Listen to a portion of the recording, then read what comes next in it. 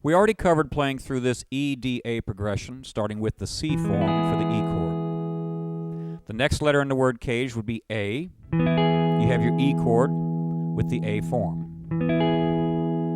In that general area, your D chord, the next chord in your progression, would be with a G form, and the A chord would be with a D form.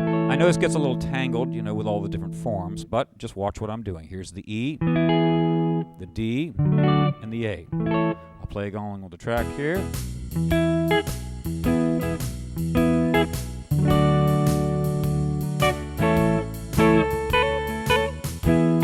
Then you have all the arpeggios, all the different pentatonic scales. I'll go ahead and show you those. E, D, A. Here's your pentatonics. Third string root, sixth string root, second. All right, I'm just blazing through this because you have to work with it on your own. There's no sense me playing a bunch of leads and you learning my licks. Come up with some of your own. The next area would be the next letter in our word caged. Let's review again. We start off with the E chord using the C form. Then I just demonstrated using the E chord with the A form. Now we're going to play the E chord with the G form. That's the first chord of our progression. We're just basing our area off the first chord.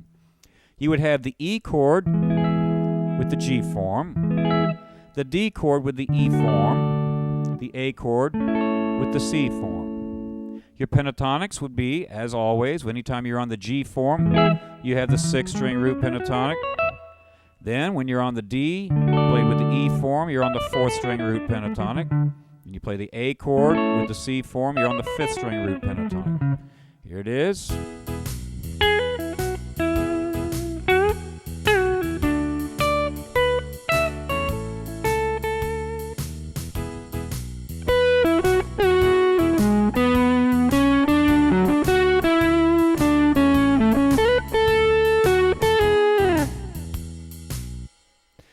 The next area, we're going to move up to the E chord with the E form.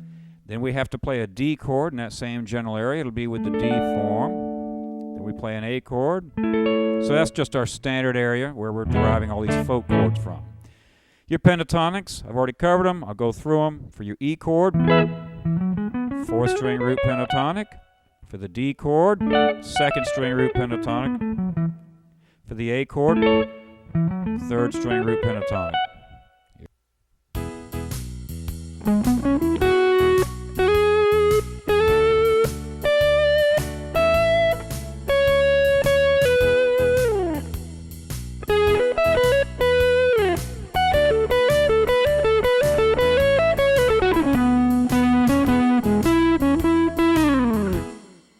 You see how you just have those pentatonic scales. It helps you when you're soloing. I'll demonstrate that again using a rhythm approach here.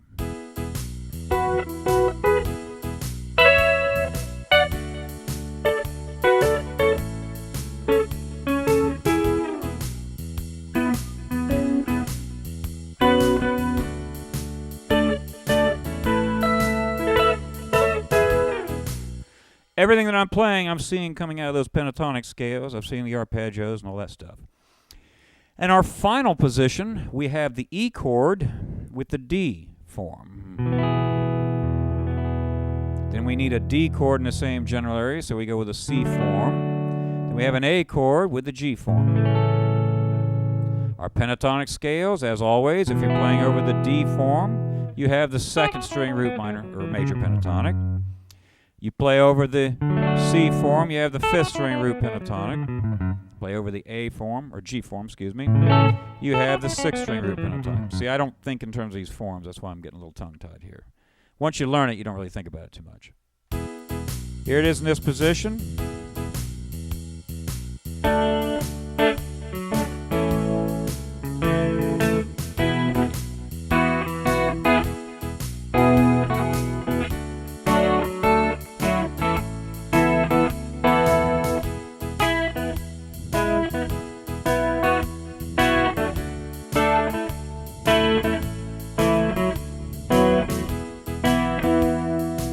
So there I was just playing kind of like a little rhythm guitar part, hybrid picking. Hopefully you see how there's a lot of study available, just what you want to hear. You can spend a very long time, weeks, months, a long time, working on one progression to really master these areas. But ideally, you want to see the whole neck as an integrated flow of notes and scales and arpeggios. So I'm blocking it up, chopping up into these very strict positions. And it's kind of hard for me to play that way, to just not want to move around and be a little more lyrical. But if you learn two positions that are adjacent, then you can kind of blend them. I'm not going to demonstrate that. That comes with time. You'll be able to do this. And ultimately, you'll see this approach is really nice even when you're playing in a linear sense. What I do is if I'm moving up and down in a linear sense or even along diagonal lines, as I move from left to right or right to left, I still see that I'm moving in and out of these block positions because I start off as a position-oriented player. It's an efficient way to play. It's kind of traditional. It has its upsides. It has its downsides.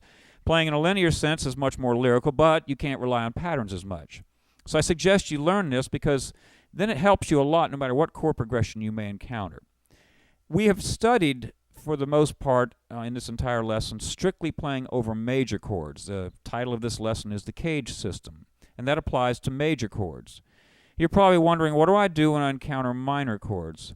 I'm going to demonstrate that in the next section. We will talk about your 5 minor forms and the corresponding minor pentatonic scales. It's the same format, you just have a little different alignment. I'm also going to talk in the next section about how to approach this principle of the major pentatonic versus the minor pentatonic and dealing with it in a progression.